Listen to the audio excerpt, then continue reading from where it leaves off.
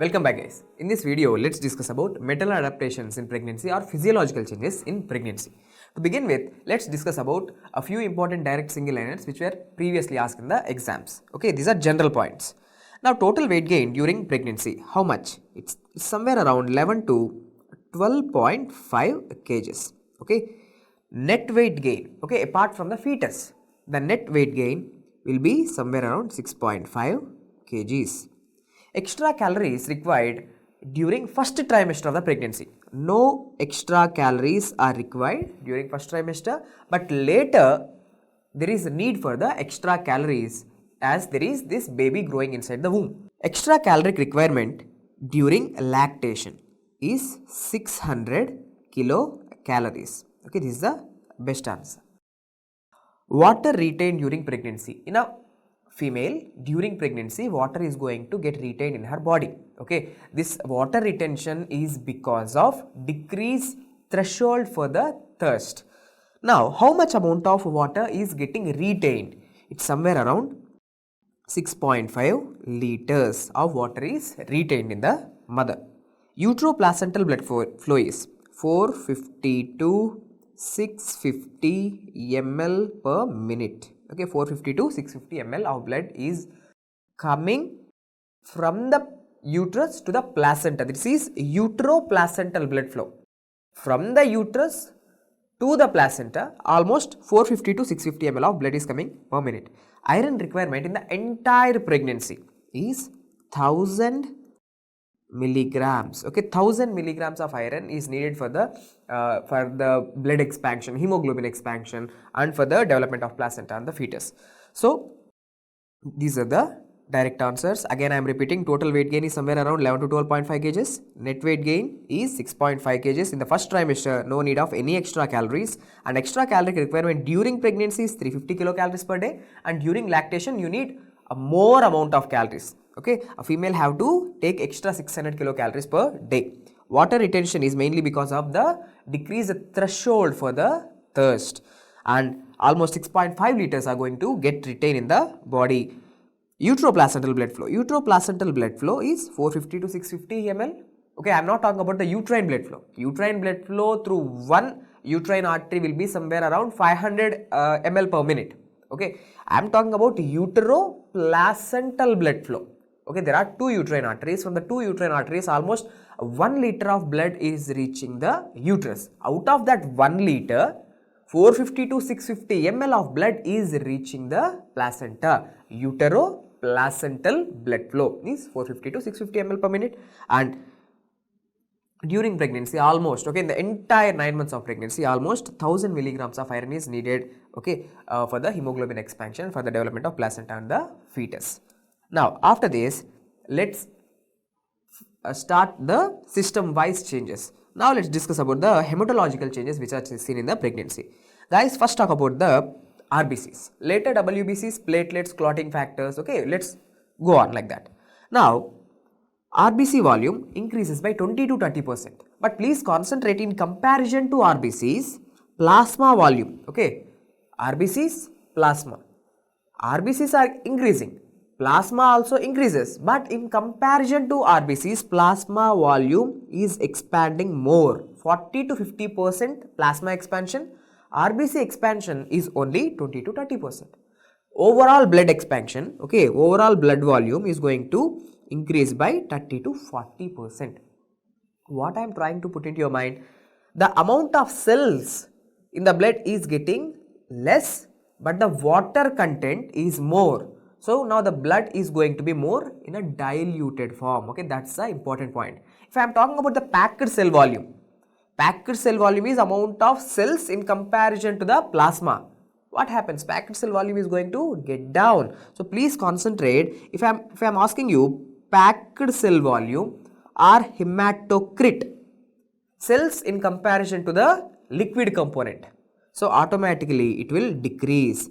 So ESR is going to increase. Erythrocytes, now easily it can sediment. Why? Because see, imagine that there is this glass of water. In this glass of water, you just put some small plastic pebble kind of things. Okay. Now if it's a glass of water, these pebbles can easily dips down. But take a glass of honey. Now try to put the same plastic pebbles into it. Now it will take a lot of time for this pebble to get down. In the same way, please concentrate. Erythrocyte sedimentation rate. Now as the blood is more thinner, the RBCs can easily sediment down or settle down. So erythrocyte sedimentation rate, okay, the rate with which erythrocytes goes down increases. Okay, erythrocyte sedimentation rate is increased because blood is more thinner. Now what are the additional points you have to know? See, during pregnancy, blood is becoming more diluted. This is something physiological. Okay, physiological hemodilution, or we can say this is physiological anemia. In comparison to RBC expansion, fluid expansion or the plasma expansion is more. So I can say pregnancy is a state of hemodilution. Okay, during pregnancy, physiologically, there will be anemia. Okay, now after this, let's see peak blood volume. Okay, in the entire pregnancy, peak blood volume will be seen somewhere around 32 to 34 weeks of pregnancy. Okay, this is a very important MCQ. Now after this, let's talk about the hemoglobin mass. Guys, during pregnancy, the number of RBCs, are they increasing or not? Yes, definitely they are increasing. If they are increasing, automatically the hemoglobin inside the RBCs are increasing. So hemoglobin mass, okay, hemoglobin per se is increasing. But if I am talking about hemoglobin concentration, concentration is relevant. Okay, concentration is in relation to other. Okay, so if I am talking about hemoglobin mass, I can say hemoglobin mass increases. But if I am talking about hemoglobin concentration, is getting decreased. Why? Why? Because it's a relative term. Okay, grams per deciliter. More fluid, less amount of hemoglobin. Okay, hemoglobin is increasing, but there is more fluid expansion. So hemoglobin concentration decreases, but hemoglobin mass increases. Now, if I am talking about WBCs, there is leukocytosis. But what is that important point? Even though lot of WBCs are there, we will say pregnancy is a state of immunocompromised. Okay, pregnancy is a immunocompromised state. That's what I mean by. Okay, so pregnancy is a immunocompromised state. Okay, what are the reasons for the immunocompromised nature of the pregnancy? We will discuss later. Okay, why? Because there is this fetus growing inside the mother. Okay, our immune system shouldn't recognize this fetus as something an antigen or something as ectopic thing, and it should not attack the baby. Okay, that's the reason why pregnancy is a immunocompromised state. But if you look at the level of WBCs, there are more number of WBCs. So we can say leukocytosis is there. If I am talking about the platelets level decrease, gestational thrombocytopenia. Okay, gestational thrombocytopenia.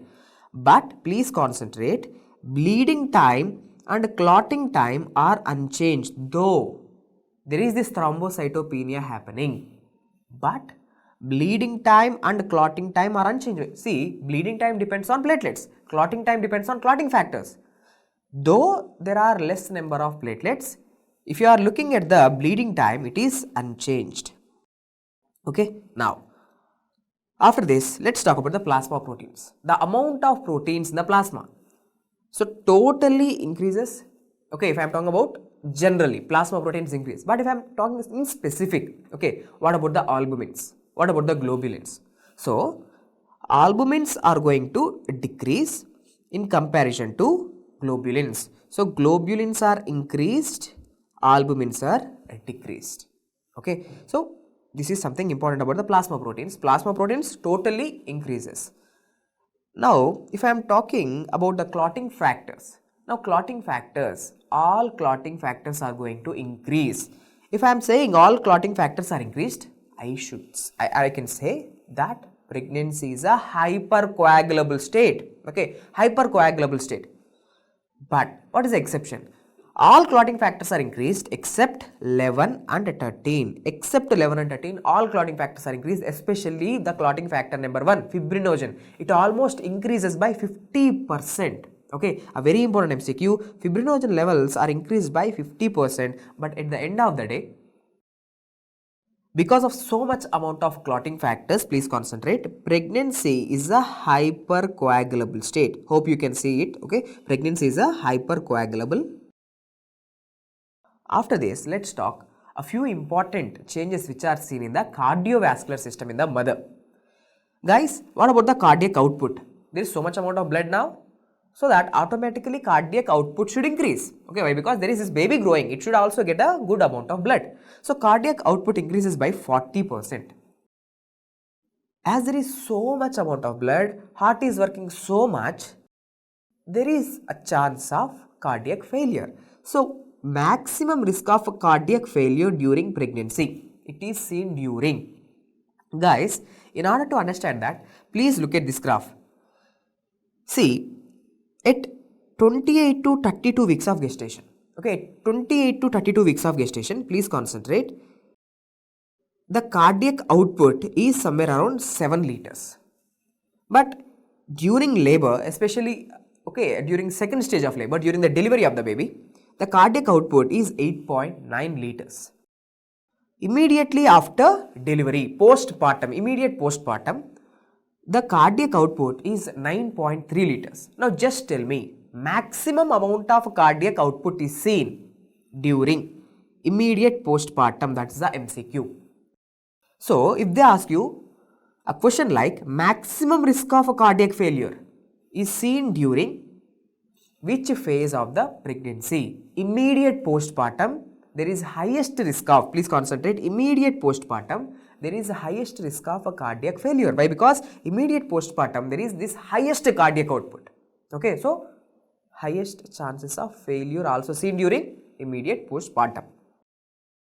So immediate postpartum followed by during delivery, that is intrapartum, followed by 28 to 32 weeks of period of gestation. So 28 to 32 weeks of period of gestation is having, not, I mean by, like, see what I am trying to say is immediate postpartum there is a highest chance, but during pregnancy, okay, if I am not considering about delivery, I am not considering about immediate postpartum, just during pregnancy, highest chances of cardiac failure are seen during 28 to 32 weeks of pregnancy. But overall, okay, if I am considering about the intrapartum, if I am considering about the postpartum periods also, the highest chances of cardiac failure are seen immediately after the delivery, that is immediate postpartum.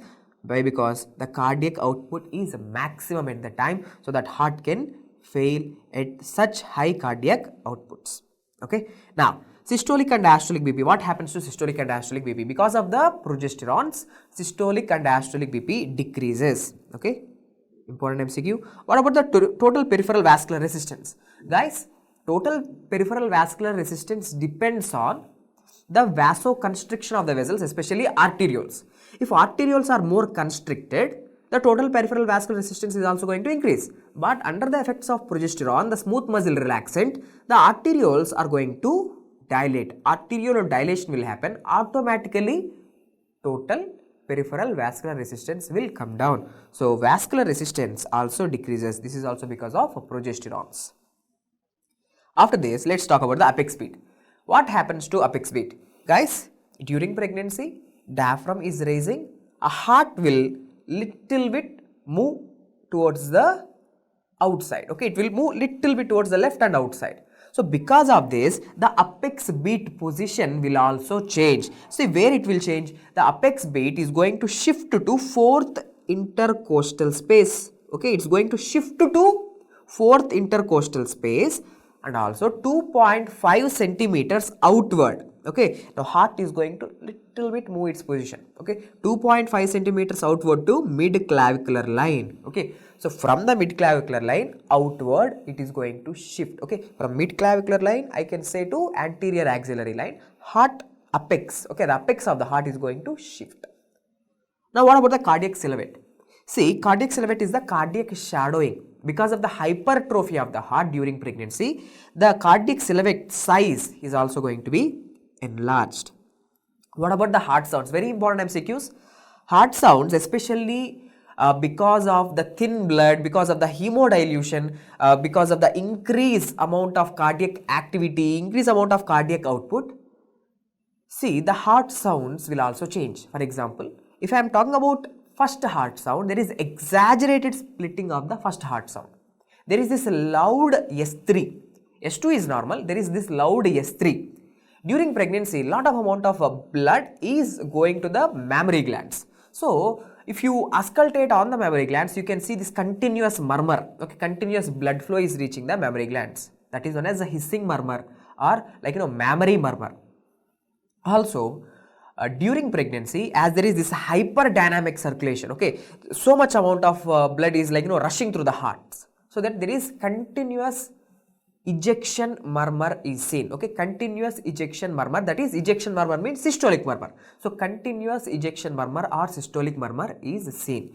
So, at the end of the day, please concentrate, there is this exaggerated splitting of first heart sound, loud S3, that is heart sound 3, but second heart sound is normal in most of the females. There is this systolic ejection murmur, but in very few amount of females there is also this diastolic murmur, but in most of the females there is this systolic ejection murmur. And also there is this hissing murmur which is seen in the second and third intercostal space because of the continuous blood flow to the mammary glands. Okay. Now, after this, what are the changes which you can see in the ECG? The very prominent change that you can see in the ECG is left axis deviation. Okay. So, these are the cardiovascular changes, very important cardiovascular changes. Also, let's talk about the supine hypotension syndrome. What exactly is the supine hypotension syndrome? Guys, whenever this female, okay, whenever this female lies flat, okay, pregnant female lies flat, what happens? This baby's weight, okay, this uterus and this baby can compress the inferior vena cava. Okay, mainly the inferior vena cava will be compressed because of the weight of the baby or the weight of the uterus.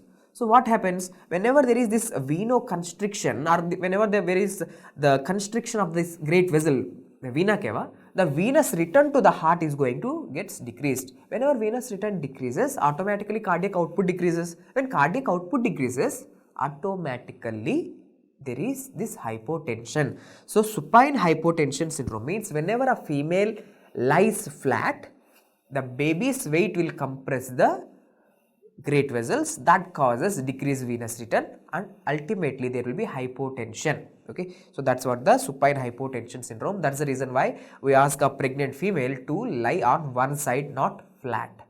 Okay, so this is about the supine hypotension syndrome. Let's see changes which are happening in the respiratory system. Guys, we all study about the lung volumes and lung capacities, okay, in the physiology. Guys, let's see what are the respiratory changes which are seen during the pregnancy. What actually I mean by? See, there are certain lung volumes which are going to increase and there are certain lung volumes and lung capacities which are going to increase and decrease during the pregnancy. Now, what and all will increase, okay, what and all the lung volumes and capacities which are going to increase during the pregnancy. Before that, just tell me, what about the cardiac activity, cardiac output? During pregnancy increases, cardiac output increases. Now, what about the respiratory rate during a pregnancy?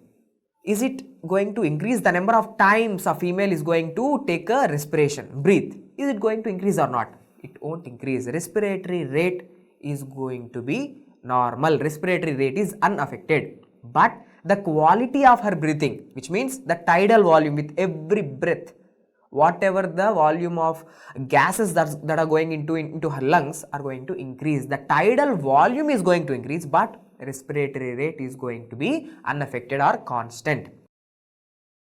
Having said that, let's see what are all the parameters which are getting increased in a female. First parameter is tidal volume. Okay, tidal volume is going to increase. I have said you, she is going to deep breathe, she is going to have a breath in a much deeper fashion. Okay, the tidal volume, she is going to deep in a more deep way. Okay, breathe in a more deep way. Now, after this, the inspiratory capacity. Okay, the inspiratory capacity is going to increase. I am not going in detail about what is this inspiratory capacity. Why? Because these are the topics from physiology. Inspiratory capacity is going to increase, and minute ventilation. Minute ventilation means the amount of gases reaching the terminal part of the respiratory tree. Okay, the ventilation. It's not the respiration, ventilation. Ventilation means more gases are going. Why? Because there is this depth of inspiration is increased. As there is increase in the depth of inspiration, automatically more gases are reaching the respiratory system. So, minute ventilation is increased. Okay, so what are the parameters which are decreased during a pregnancy? Guys, please concentrate. For example, here in this image, what and all which are present down?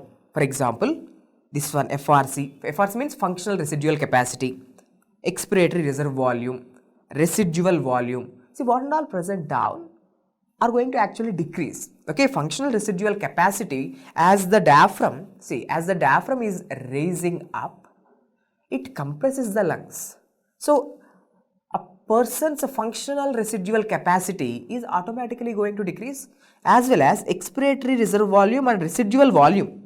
See, expiratory reserve volume and residual volume, the sum of these two is the functional residual capacity. Expiratory reserve volume and residual volume, if they decrease, automatically functional residual capacity is also going to decrease. Okay, but it is a very slight decrease. In some of the books they will also mention FRC is constant, but it slightly decreases. Okay, now what and all the parameters which are increasing, guys? Tidal volume increases, inspiratory capacity increases, and minute ventilation increases. What and all the parameters which are getting decreased, guys? Functional residual capacity decrease, expiratory reserve volume decrease, and residual volume decrease. If there is decrease in so many things, automatically total lung capacity also slightly decreases. Okay, so total lung capacity, see this TLC, total lung capacity, functional residual capacity, expiratory reserve volume and residual volume, all of them also decrease. Now, what are the parameters which are unaffected? I have already said you that respiratory rate, okay, respiratory rate is unaffected, vital capacity is unaffected, and inspiratory reserve volume, okay, these three are unaffected.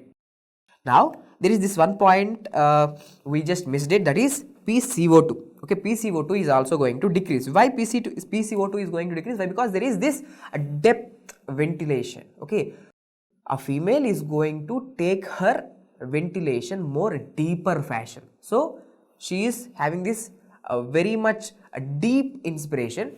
At the same time, she is also going to have a deep expiration. So, all this carbon dioxide, whatever is there near the alveolus, everything will be puffed out in a more efficient manner. So, good amount of oxygen is reaching the blood and a good amount of carbon dioxide is getting exhaled out. So, what happens? Automatically PCO2 in the blood is going to decrease. Okay, that's a very important point. Now, after this, let's talk about the subcostal angle.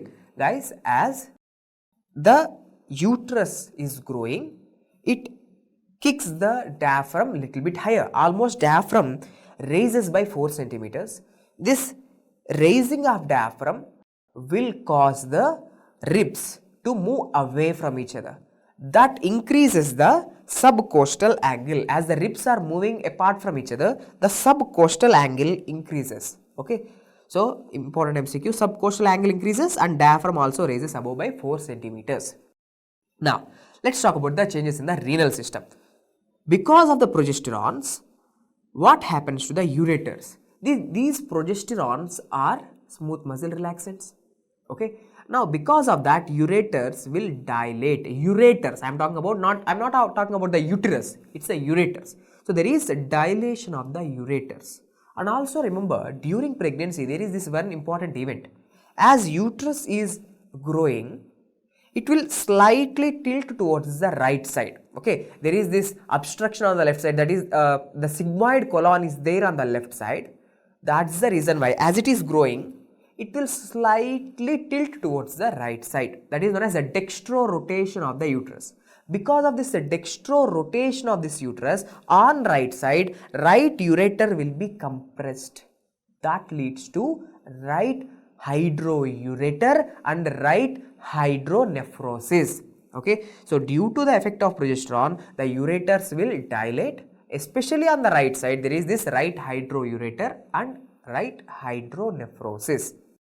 Okay, So due to mechanical compression by the gravid uterus, I have said you right, because of the dextro rotation of the uterus, uterus will compress the ureters. So whenever the ureters are compressed, the urine is not going to go out.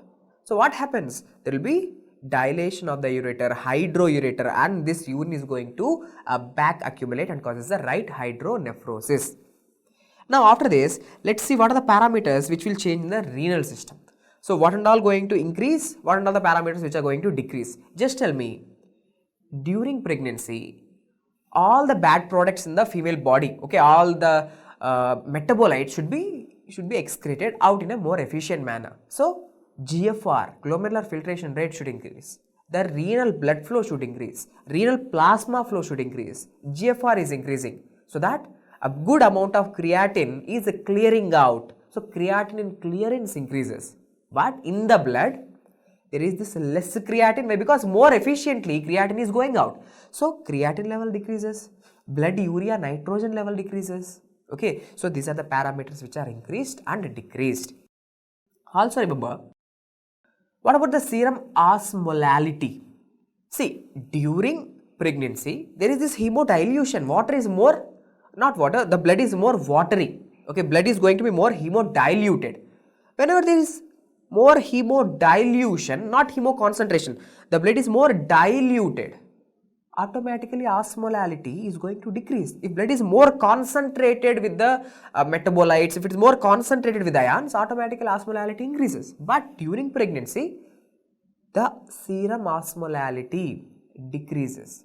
Whenever the serum osmolality is decreasing because of too much amount of plasma expansion, automatically the amount of sodium, amount of potassium, chlorine in relation to the plasma automatically decreases because more water, more dilution. More dilution means automatically the sodium, potassium, chlorine concentration seem to be decreased. Okay, so please concentrate now. Renal blood flow increases, GFR increases, and creatinine clearance also increases. More efficiently, kidneys are functioning now. More efficiently, the creatinine is clearing from the blood. What are the parameters which are getting decreased? Plasma osmolality decreases because of the hemodilution. Now the blood is more diluted. Okay, hemoconcentration means more osmolality. Hemodilution means less osmolality. Okay, serum creatinine, serum uric acid decreases. Why? Because they are simply going out. Now sodium, potassium, and chlorine also decreases. Okay. Now just think like this, okay, you have a glass of water, okay, you have a glass of water and also you just put a salt in it. What's happening? During pregnancy, there is more water adding up. Okay, if you are adding more water, what happens? The concentration of sodium automatically decreases. That's what happening here. During pregnancy, more and more water is adding up. So that's the reason why serum concentration of sodium, potassium and chlorine decreases. So it looks like hyponatremia and hypokalemia. Okay. Now also remember, the ureters are dilated, and because of the compression from the gravid uterus, there is this hydroureter and hydronephrosis. On which side? Especially on the right side, due to dextro rotation of the uterus. Very important MCQ. Okay, due to dextro rotation of the uterus. Now let's see a few important points, guys. During pregnancy, at the time of pregnancy, if you check the urine, there is this glucose present in the urine and proteins present in the urine. This is something physiological. Okay, so during pregnancy there is this glucoseuria and proteinuria.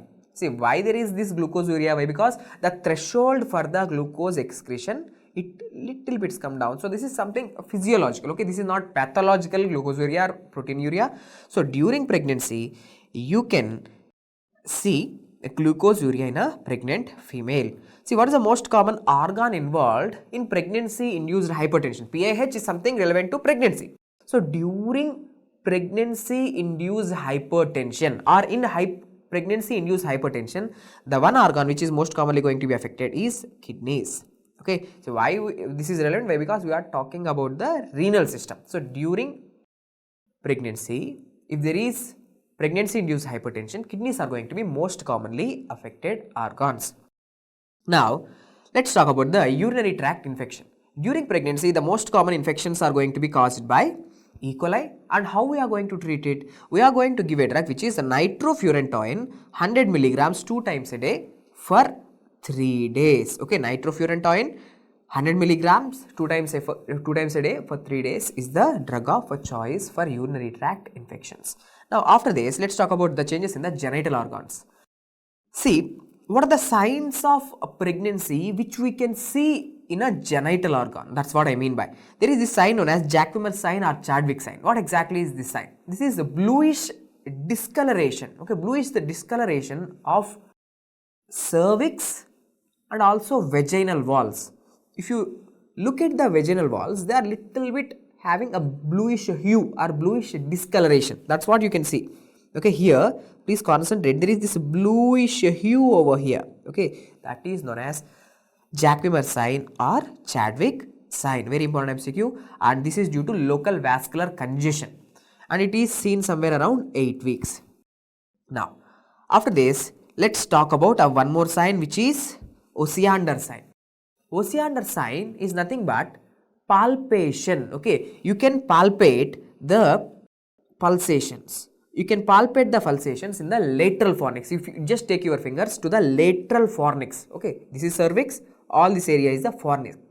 If you put your fingers in the lateral fornix, you can feel the pulsations of the blood vessels. Okay, this is known as Osiander sign, and this is also a sign of pregnancy which is seen somewhere around 8 weeks. After this, let's talk about the Gödel sign.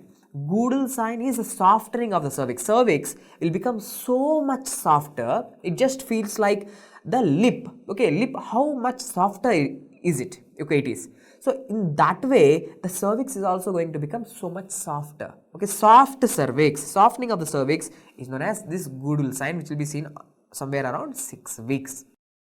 Now, if I am talking about 𝐒𝐽𝐺 sign, what exactly is 𝐒𝐽𝐺 sign? Because of the softening of cervix, because of the softening of isthmus region of cervix. See, if you do physical examination, okay, in this female, you are just thinking about this female is a pregnant.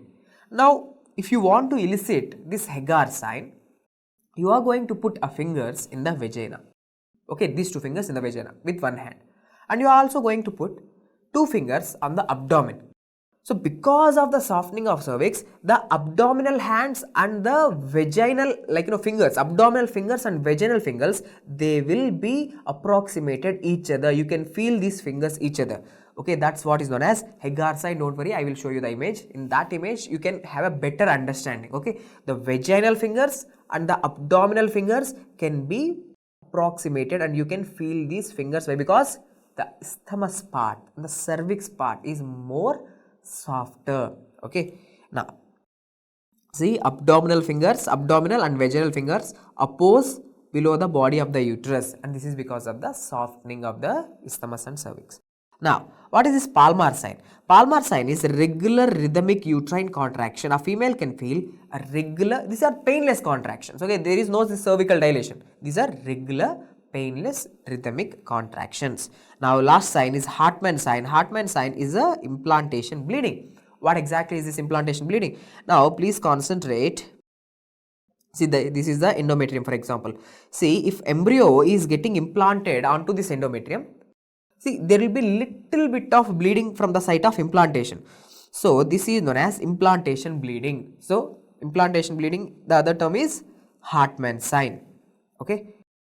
Now, see, here you are seeing the 𝐒𝐽𝐺 sign. One finger is present in the vagina and the other fingers are present on the abdomen. So, you are approximating the 2 fingers. This is known as 𝐒𝐽𝐺 sign, which is seen due to the softening of the isthmus. Now, let's talk about a few more important points regarding the genital organs. Okay, changes in the genital organs during pregnancy. Now, vaginal cytology, if you look at the vaginal cytology, there are more number of intermediary cells. We know in the vagina, there are the superficial cells, intermediary cells, and this basal or parabasal cells. But during pregnancy, there are more number of intermediary cells. Why? Because under the effect of progesterones, we all know under the effect of progesterones, there are this more amount of intermediary cells. If you look at the weight of the pregnant uterus, it will be somewhere around 1100. Okay, grams. Okay, 1100 grams. Okay, because the uterus is undergoing hypertrophy and hyperplasia, thus the weight of the uterus is getting increased. length of the uterus will be somewhere around 35 centimeters, and the capacity of uterus is going to increase very much, somewhere around it will be 5 liters. Okay, the capacity of the uterus will be 5 liters or 5000 ml. Now, the uterus size increases or not? Yes, uterus size increases, and this increase in the size of the uterus is because of hyperplasia or hypertrophy. Both hyperplasia and hypertrophy are happening, but mainly hypertrophy is happening, and even this hypertrophy is because of estrogens. Okay, that's a very important point. So please concentrate. Okay, let me write all the answers here. Capacity of the pregnant uterus is 5000 ml, and the size of the uterus also increases, and it's mainly because of the hypertrophy. Okay. Now let's see the position of uterus. Guys, I have already said you that during pregnancy there is this dextro rotation of the uterus. Okay, we know that normally uterus is anteverted and anteflexed, but during pregnancy it is dextro rotated, and if you look at the cervix, it is levo rotated. Okay, uterus is tilting towards the right, but cervix it little bit moves towards the left. That is the levo rotation of the cervix. And also remember, because of this hormonal influence, okay, estrogen influence mainly, there is this growth of columnar epithelium on the outside of the cervix. Okay, see, this side of cervix is known as portio vaginalis. Actually here should be the squamous epithelium. Guys, the cervix, the part of cervix which is towards the vagina, that is known as ectocervix. Actually ectocervix is lined by squamous epithelium, but during pregnancy, because of the effect of hormones, there is the growth of columnar epithelium on the ectocervix. This looks like erosions. Okay, this looks like a red color patch which just looks like a more eroded cervix. Okay, this is known as ectropion. This is not something bad, this is something physiological. Okay, ectropion is seen during pregnancy. Ectropion of the cervix is seen during pregnancy, and cervix is also levo-rotated. Okay, ectropion and levo-rotated. What are these Braxton-Hicks contractions? See, these Braxton-Hicks contractions, they are painless contractions, irregular contractions, which are usually felt by the female without any cervical dilation. See, these are the things which are felt by the female normally. These are not something bad. Okay, so painless, irregular, non-rhythmic contractions, which are seen especially from the second trimester, 16 to 18 weeks of time, and there is no cervical dilation. Why? Because in a true labor there will be cervical dilation. Okay, here there is no cervical dilation. These are painless contractions. Okay, now after this, what exactly is 𝐒𝐻𝐿's reflex? Okay, 𝐒𝐻𝐿's reflex means uterine contractions will be initiated. There will be more uterine contractions whenever pressure is applied on cervix. Guys, whenever the baby is coming down out of the uterus, the baby's head is going to compress the cervix. So whenever you apply the pressure on the cervix, automatically uterus will start to contract. That reflex is known as 𝐒𝐻𝐿's reflex. So uterine contractions when pressure is applied on the cervix. Okay, this is 𝐒𝐻𝐿's reflex. Now after this, let's see the changes which are seen in the breast. There is this increase in the breast size during the pregnancy, and this increase in size is because of hypertrophy as well as hyperplasia. Okay, there is both hypertrophy as well as hyperplasia. Now please concentrate. There is this ductal growth happening in the breast as well as the glandular or alveolar growth. Okay, ducts are increasing as well as the alveolar or the glandular part. Okay, so if I am talking about the breast, there is this alveolus where the milk is getting produced, and there are this ductal system. Both the ducts and alveolus both are growing. Ductal growth is mainly because of the estrogens, and glandular growth is mainly because of the progesterones. Now, what is the hormone responsible for the milk production? Lot of times this question will be coming in your exams. Milk production is mainly because of prolactin and milk ejection reflex, milk let down reflex, or galactokinesis. See, they are asking about galactopoiesis. Poiesis means production. Galactopoiesis is because of the prolactin, but galactokinesis is because of the oxytocin. Okay, milk let down reflex is because of oxytocin. See, during pregnancy, as the breast is increasing, there is this hypertrophied sebaceous glands. Hypertrophied sebaceous glands are known as Montgomery tubercles. Okay, Montgomery tubercles are nothing but hypertrophied sebaceous glands. Montgomery tubercles are hypertrophied sebaceous glands which are seen during the pregnancy. Now, what exactly is colostrum? Colostrum is the first milk, right? Okay, the first milk which is coming out of the breast. See, this colostrum is seen even before the birth. When the first time the colostrum is seen somewhere around 12 weeks. Okay, very important MCQ. For the first time it is seen during 12 weeks. And this colostrum have everything more. Okay, this colostrum is very rich in nutrition. Okay, very good amount of good things are there in this colostrum, but this is less in. Colostrum are having low quantities of potassium, fats and carbohydrates. Okay, potassium, fats and carbohydrates are less in comparison to the normal milk. Okay, normal breast milk. In comparison to the normal breast milk, fats, carbohydrates and potassium are less. Rest of all the things are higher.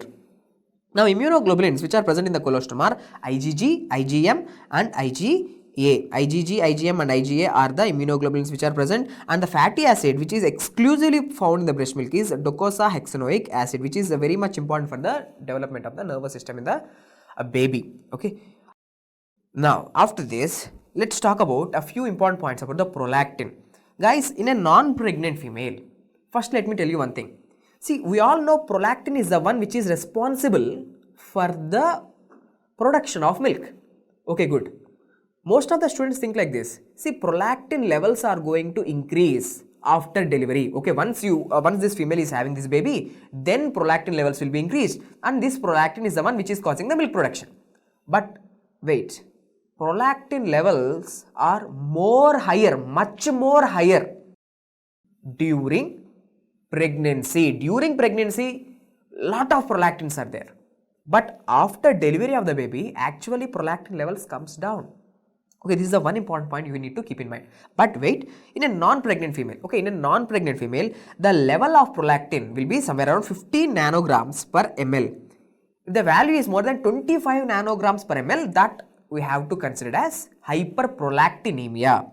But during pregnancy, there is 150 nanograms per ml. Okay, in a non-pregnant state, it is 15 ml. Okay, 15 nanograms per ml. But during pregnancy, you are having so much, a female is going to have so much amount of prolactin in her.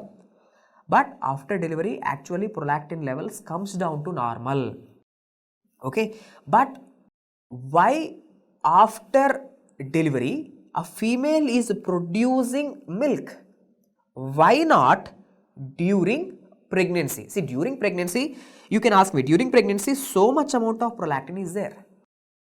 But why she is not producing milk during pregnancy?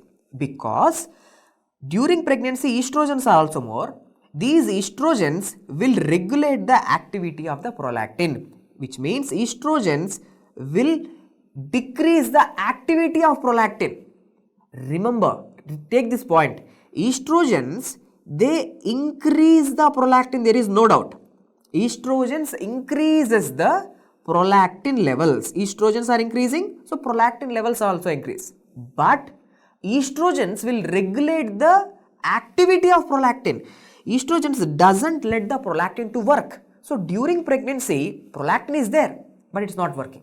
But after pregnancy, what happens? Estrogen levels comes down, prolactins are also in a normal range, but whenever a baby is sucking, okay, whenever the baby is sucking the breast milk, at that time, remember, at that time, prolactin levels will be increased, and that increase in prolactin will cause the production of milk.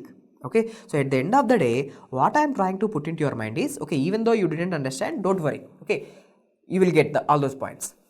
What I am trying to put into your mind is, the amount of prolactins are more during pregnancy, but after delivery, prolactin levels will come down. But during pregnancy, does a female is producing the milk? Actually no. Why? Because these prolactins are not working. Why? Because so much amount of estrogens are there. They are regulating the activity of prolactin. But also remember, estrogens will increase the levels of prolactin. So that's what here. Estrogens, what they are doing, estrogens give positive feedback for the prolactin. For it, estrogens increases the level of prolactin, but the same estrogens will decrease the activity of prolactin. Okay, having said that, what is this dopamine? Dopamine is known as prolactin inhibiting hormone. Okay, I am not talking about the activity, I am not talking about the regulation of activity, release of prolactin itself, production of prolactin itself. Dopamines inhibit the production of prolactin. So it is anti-prolactin. Dopamine is anti-prolactin. Very important MCQ. Dopamine is the prolactin inhibiting hormone. Now, there is this female who just had this baby, but she is having decreased lactation. There is this female with a baby, but she is not lactating. What we have to do? What we can do? We can give dopamine blockers so that dopamine can no longer inhibit the prolactin. So prolactin levels increases, that causes milk production. So female with a decreased lactation, what we can do is a dopamine antagonist like metoclopramide. Okay, metoclopramide is given. Now to stop the lactation, guys, in the before condition she is not lactating, now she is lactating, we have to stop. To stop lactation, what we can give? Dopamine agonist, dopamine like drugs we have to give. So what are the drugs we are giving? Cabergoline, bromocriptine, pyridoxine, we can also give this. Okay, these are dopamine agonist, dopamine like drugs. Now breast engorgement. Breast engorgement means like the breasts are getting congested. Okay, they are getting congested, milk is not letting down. So what we can do? See, if there is a breast engorgement, what we can do is we can give oxytocin. If you give oxytocin, this oxytocin will cause the contraction of the muscle cells around the alveolus so that milk will come out. So oxytocin is the drug of choice, but you can also use breast pump. Okay, I will show you the image of a breast pump, what exactly is it, how it will work. So for a female with breast engorgement, we can give either oxytocin, that's a drug, or breast pump. Okay, here you can see that a female with a breast engorgement, now she is using this device known as a breast pump, so that this device is going to suckle out all the milk. This is the treatment you can do for breast engorgement. Now let's discuss about the changes in the gastrointestinal system. Okay, what kind of changes can be seen? Guys, there is this reflux esophagitis. Why there is this reflux esophagitis? It's because of the progesterones. See, these progesterones are going to cause relaxation of the lower esophageal sphincter, so the acidic chyme or the acids are going to regurgitate back into the esophagus. Now this esophagus might get inflamed because of the acid reflux, that is reflux esophagitis, and it is because of the relaxation of lower esophageal sphincter, and this relaxation is because of high levels of progesterone. And also remember, there is this vomiting which is especially seen during the pregnancy. Why there is this vomiting? This vomiting is because of the beta HCG. Okay, this beta HCG is going to, see, this is something like a chemical. Now it will stimulate the chemoreceptor trigger zone, so that causes the vomiting. I am not going in detail, but the vomiting which is seen is because of the beta HCG. More amount of beta HCG, more vomitings will be seen. But vomiting is something physiological. During pregnancy, vomiting is something physiological. But if it is too much, it is pathological. That condition is known as hyperemesis gravidarum. Hyperemesis means too much amount of vomiting during pregnancy, gravidarum. Hyperemesis gravidarum, it is because of too much amount of beta HCG, also estrogens and progesterones. Okay. Now, what to do? If there is this vomiting, we can treat it with doxylamine, pyridoxine. Okay, doxylamine, pyridoxine, hyoscine. Okay, all these drugs can be used. Okay, this is the treatment for the vomiting, and this is something normal, physiological. Vomiting is because of the increased levels of beta HCG. Now, let's see what exactly is hyperemesis gravidarum. Guys, hyperemesis, too much amount of vomitings during gravidarum, that is pregnancy. So, excessive vomitings seen during pregnancy. Why there are these excessive vomitings? I have already said to you, this excessive vomitings is because of too much amount of beta HCG. So, how to put the diagnosis of this is hyperemesis gravidarum? With normal vomitings, nothing much is changing in the female. Okay, but with hyperemesis gravidarum, a female is going to have certain problems like weight loss is there because of a too much amount of vomiting. With vomiting, lot of acids are coming out. There will be metabolic alkalosis, ketosis will be seen. So presence of these clinical features, I can say that she is having hyperemesis gravidarum. So first of all, hyperemesis gravidarum means excessive vomiting due to excessive amount of beta HCG as well as also estrogens and progesterones. Because of so much amount of these chemicals in the blood, she is having more vomitings. Okay. Now the features are weight loss, hypokalemia, metabolic alkalosis and ketosis. Now how we are going to treat this? Now this is a bit more serious condition, right? So we are going to treat it with certain drugs which are antihistaminics like promethazine, prochlorpromazine, metoclopramide and ondansetron. Okay, the first two are antihistaminic drugs. Okay, promethazine. Okay, these kind of drugs can be used for the treatment of hyperemesis gravidarum. Now after this, let's talk about a few more changes which are seen in the gastrointestinal system. Guys, please concentrate. If I am asking you about gastric emptying time, see, gastric emptying time is unchanged. Most of the students will think like because of the effect of progesterones, like there is this decreased motility of the stomach and intestine. So automatically gastric emptying time will also decrease. No, gastric emptying time is unchanged. Okay, gastric emptying time is unchanged. But if they specifically ask you about the motility of the GIT, the motility is going to be decreased. Whenever the motility decreases, automatically there will be symptoms like constipation, symptoms like hemorrhoids. Okay, these are the symptoms because of decreased motility of the intestines. Now, if you look at the liver function test, okay, see, liver function test will show you doubles up of alkaline phosphatase. The alkaline phosphatase, liver alkaline phosphatase values are doubled up, but regular SGPT, SGOT, gamma glutarate transferase values are normal. So not normal, sorry, reduced. Okay, SGPT, SGOT, gamma glutarate transferase values are reduced, but alkaline phosphatase values are doubles up. Okay, very important MCQ. Now after this, let's talk about the endocrine changes. Now let's see what are the changes which are happening in the pituitary gland. Guys, during pregnancy, the pituitary gland size in this female, the pituitary gland size increases. Okay, how much increase? There is 125% increase. Okay, 100% increase means doubles up in the size. 125 means more than double. Okay, so pituitary gland increases. What about the Sheehan syndrome? What exactly is this Sheehan syndrome? Very important MCQ. Guys, after delivery, okay, delivery happened. If there is postpartum hemorrhage after delivery, there is so much amount of blood loss from this female. See, during pregnancy, the pituitary gland is very much increased. The size of the pituitary gland is so much increased. So it demands a lot of blood. So the demand of blood by the pituitary glands is increased during the pregnancy. Okay, well and good. So immediately after the delivery, if there is so much amount of bleeding, that is postpartum hemorrhage, what happens? As a compensatory mechanism, the female's blood vessels are going to undergo vasoconstriction. So vasoconstriction will further decrease the blood flow. Okay, decrease the blood flow to the pituitary gland. So pituitary gland is big in size. It demands more blood. But due to postpartum hemorrhage, there is this vasoconstriction. Because of vasoconstriction of the pituitary blood vessels, what happens? There is a necrosis of the pituitary gland.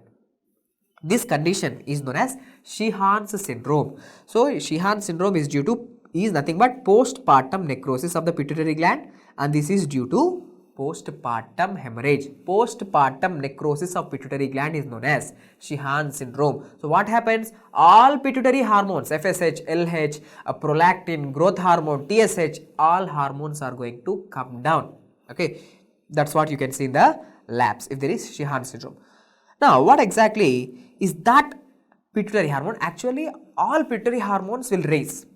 But what is the pituitary hormone which is in normal range? Okay, that pituitary hormone during pregnancy which is in normal range, not increased, that hormone is ADH. Okay, important MCQ, ADH levels are going to be normal. Let's talk about FSH, LH. What about the FSH, LH? See, all hormones increased, but FSH, LH levels are going to be decreased. Why? Because so much amount of estrogens are there. Estrogens will negatively regulate the FSH. So FSH levels during pregnancy goes down. as there is so much amount of progesterone, LH will be negatively regulated, so LH levels will also be low. So FSH and LH values are less in number. After this, let's talk about the skin changes in the pregnancy. What are the skin changes you can see? Guys, for example, because of the increase in the size of the uterus, there will be increase in the size of the abdomen also, that causes stretching of the skin. So you can see all these stretch marks. This is known as stria gravidarum. Okay, these stria are seen during gravidarum, that is the pregnancy. So stria gravidarum can be seen. In this image, you can see that still these marks are present, stretch marks are present, but they are white in color. After delivery, after pregnancy, still these stretch marks are present. This is known as stria albicans. Okay, stria albicans. Now, please concentrate that stria gravidarum is seen during pregnancy, but stria albicans is after pregnancy stretch marks. Now here you can see this spider web like blood vessels. Okay, these blood vessels are dilated and they are just looking like a spider web. These are known as spider nevi. Okay, spider nevi, these are because of the estrogens. Okay, these are the skin changes seen. Apart from these skin changes, there are also, see, in this female who is pregnant, you can see this hyperpigmented patches on the skin. Okay, all the skin is having this hyperpigmented patches. This is known as chloasma or pregnancy mask. In a normal female, we are going to call it as melasma, but this melasma of pregnancy is known as chloasma or pregnancy mask. These are the skin changes seen. Now, apart from this, you can also see because of this estrogens and all the stuff, see, especially here, what you can see is this black color line. Okay, here there is this black color line which will be present somewhere from xiphoid process to the pubic symphysis. See, this black color line is because of the increased amount of melanocyte stimulating hormone. So this linear line is known as linea nigra. Okay, linea means straight black line. So linea nigra is a black line which is seen because of increased amount of melanocyte stimulating hormone. And even in the before condition, this melasma, the chloasma, okay, the melasma, the pregnancy, which is a chloasma, is also because of the increased amount of melanocyte stimulating hormone. Okay, we have discussed all the important changes which are seen in the pregnancy. Like, if you know this much, this is more than enough. Okay, hope the video is helpful. Thank you.